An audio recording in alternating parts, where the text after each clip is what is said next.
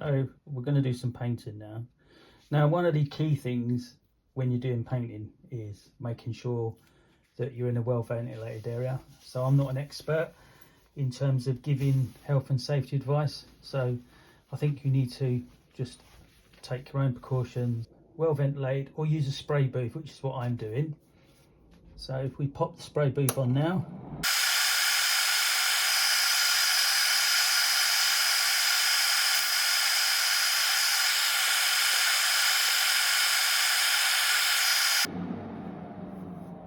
okay, so I'm happy with that. Now I'm going to spray the hole, and what I'm going to do is I'm going to give it that red oxide colour that they used on the tanks, and for that I'm using Tamiya XF9.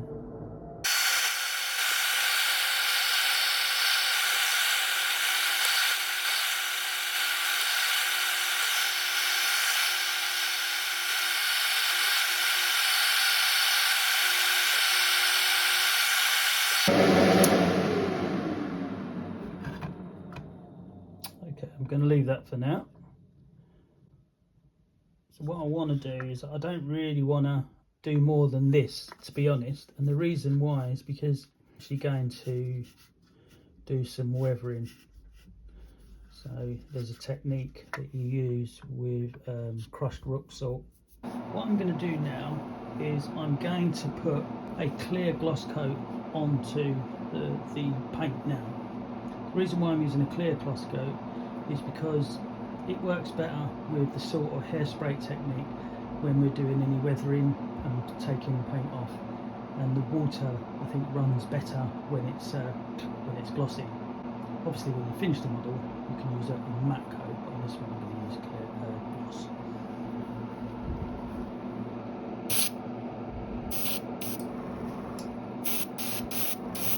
Okay, so let's go.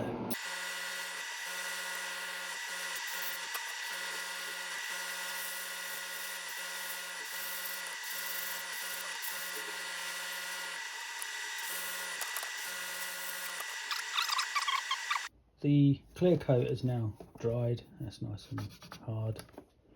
What I'm going to do now is I'm going to take a little bit of water, I'm going to mix in some rinse aid. The rinse aid is really just to help break that surface tension, and what I want to do is I want to paint that onto the lower hull, the sort of places where you're going to get some, I don't know, scratch and rust.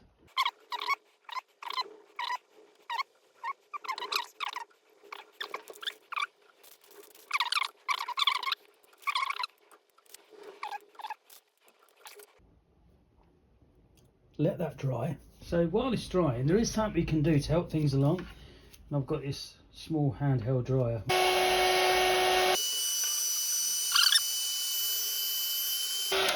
Okay, perfect. So what we'll do is we'll give this a spray. That's what happens. So I've mixed up some Dunkel Gelb. Let's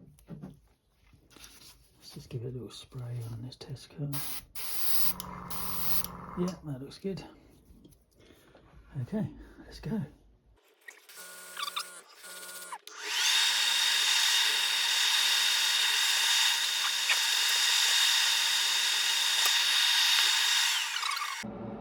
Okay, so I'm just letting this dry now. I'm cleaning my airbrush, as you do. Once that's fully cured, then we can get on with the next part, which is using the water on the brush. The only tools you're going to need now will probably be a pair of tweezers, maybe to pick off some of the large pieces, a quite stiff brush. Well, when I say stiff, there is some flexing still.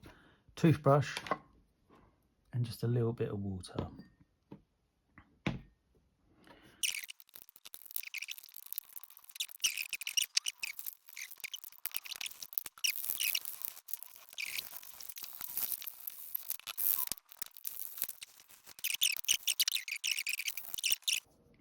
And then we'll move on to the next step, and that's the part where you bring this rust effect to life. Now that the tub is dry, I've got some bits and pieces here that I use in my kit. There's an oil wash from Soilworks, we're called Light Rust. Also from Oil Works, there's an oil wash, and this is good for like pin washes. I've also got this, it's like a kerosene leak, because underneath the vehicle there'll be petrol or whatever leaking. I've got some rust effect oxide, light rust, and then I've got some pigments, brown iron oxide, got new rust, and old rust, and then you kind of then pop them on in layers. Now there's no real way that I do this, I kind of just build it in my own way. I think it's more a case of you if you experiment with your technique, I think it may work better. So the first thing I'm going to do, and I've actually had all these stirred, is I'm just going to pop on a little bit of the light rust. Cool.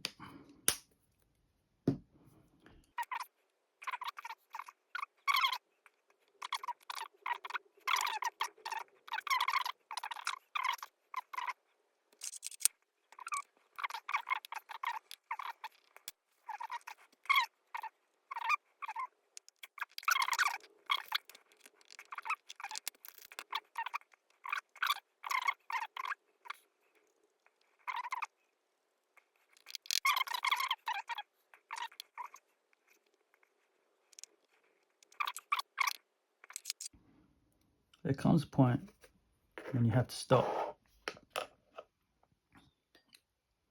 and I'm going to stop there. So I'm going to let that dry, and then we'll come back and look at it.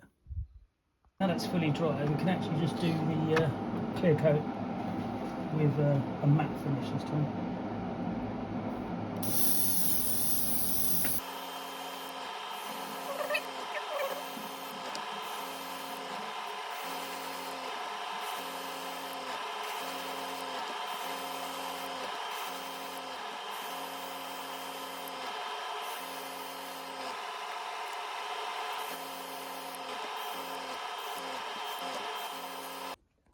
Okay, so here's the finished article, nice and dry.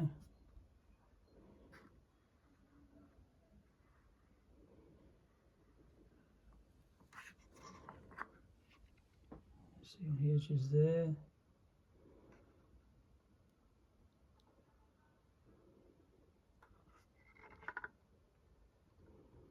That's the underside of the vehicle, ready now for wheels, and then the next step on the build. Thanks for watching, and I'll see you on the next one.